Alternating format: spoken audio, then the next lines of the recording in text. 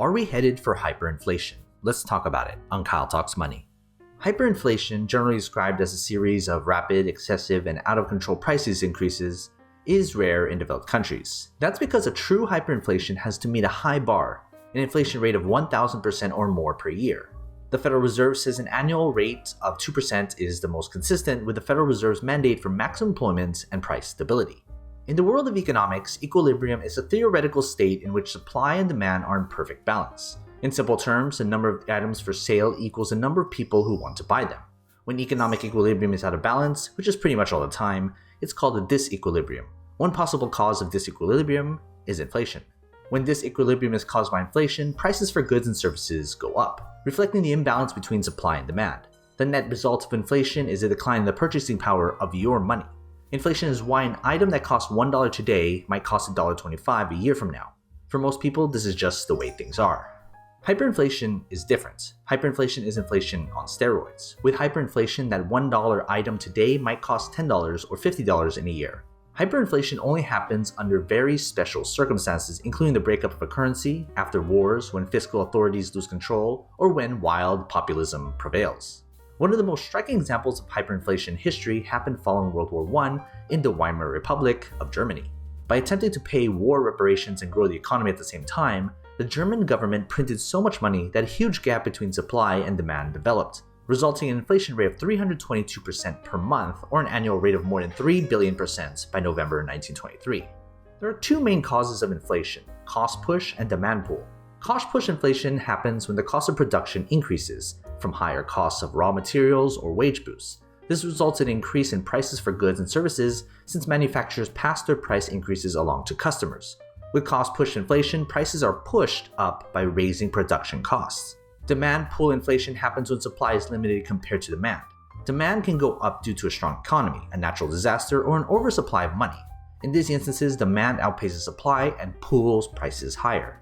The two primary causes of hyperinflation are one, an increase in money supply, not supported by economic growth, which increases inflation, and two, a demand pull inflation, in which demand outstrips supply. These two causes are clearly linked since both overload the demand side of the supply-demand equation. The increase in money supply is typically caused by government action, such as what happened in Germany in 1923.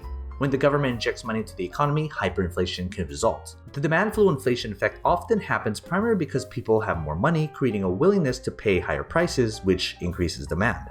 Hyperinflation can be fiscally catastrophic to a nation. Fortunately, they are very rare. Hyperinflation is an irrelevant concern for ordinary monetary policy. Hyperinflation can happen when the government prints more money in response to a crisis, as during the Weimar Republic. The crisis doesn't have to be a war. It can be a poor economy, disease, natural disaster, or even a sense of panic that causes people to hoard. This, of course, lowers supply, which increases demand. Any of these factors, when carried to an extreme, can result in hyperinflation. However, this rarely leads to hyperinflation under ordinary monetary policy. Despite the high bar to achieve higher inflation, there are those who suggest that's exactly where the US is headed. So let's look at examples of recent internet blog posts displaying various approaches.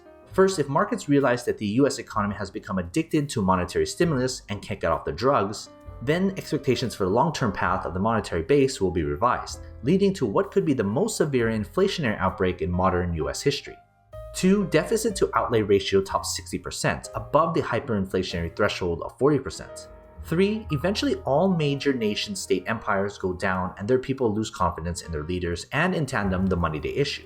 It has happened in ancient Babylon, in Egypt, China, Rome, various leading nation-states in Europe, and it will eventually hit the US when the American people decide that they would rather live their lives as a free people rather than as slaves to unpayable national debt whose interest will eventually consume more of the federal budget than military expenditures.